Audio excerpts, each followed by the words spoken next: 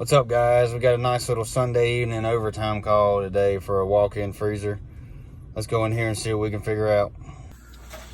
All right, guys, inside the walk-in freezer here. Building up some ice on the back. Don't have any fans running. More than likely it's gonna be a 3-wire switch problem, but we'll get in here and see what's going on with it. Basically, I was correct, guys. 3-wire switch.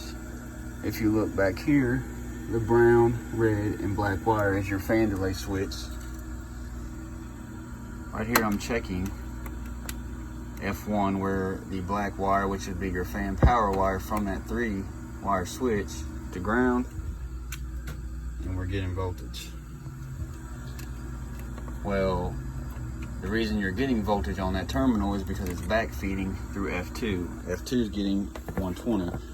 This is a 230 volt motor, so it's got to have voltage on both legs. If you pull off the black wire from F1 from the 3-wire switch,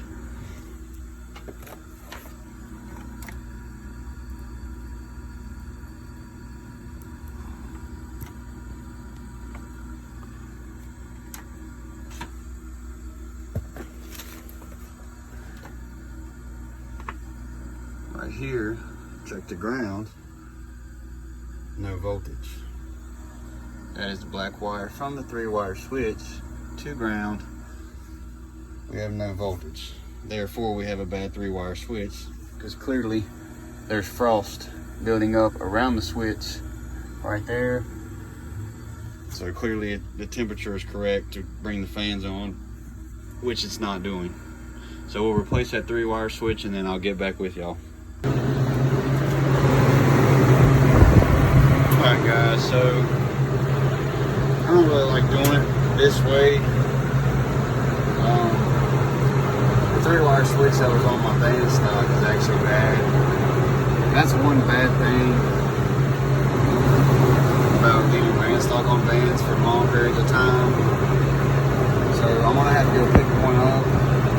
For now, the fan wire just got bypassed to neutral. You can see it on the end.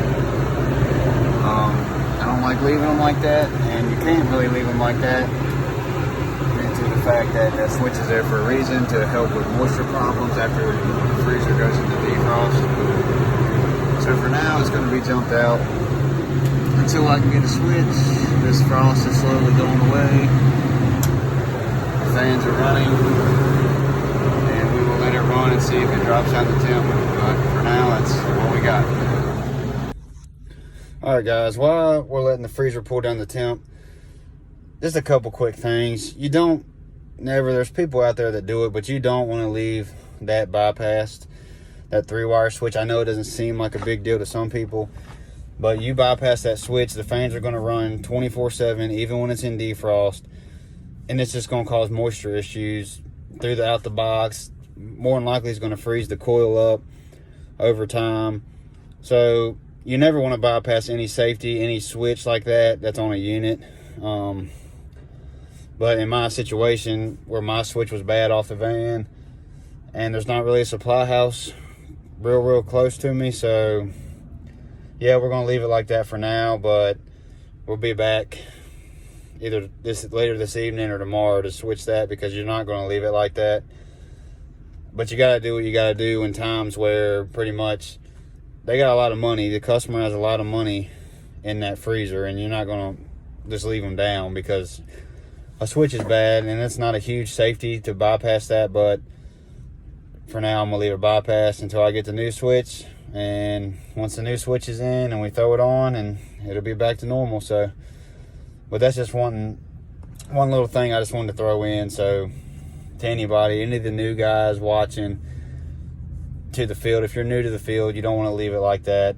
I know it seems easy at the time, but you got to replace it. Every time you got to replace it. If it's not working, you never want to leave anything bypassed. And if you're coming up in the field, you'll see a lot of times where guys just bypass stuff and leave it, and it might be a year down the road, it might be you that goes back out there and you'll see all these safeties and stuff bypass, and you'll be like, well, what the hell? And that's just part of it. But I just wanted to throw that in there, and glad I could bring y'all along with me to diagnose that. And any questions, just leave it below, and I'll be sure to answer you as quick as I can. And any questions on any other service calls that y'all might have, just send them through the channel, and I'll be there to help y'all out. Thank you.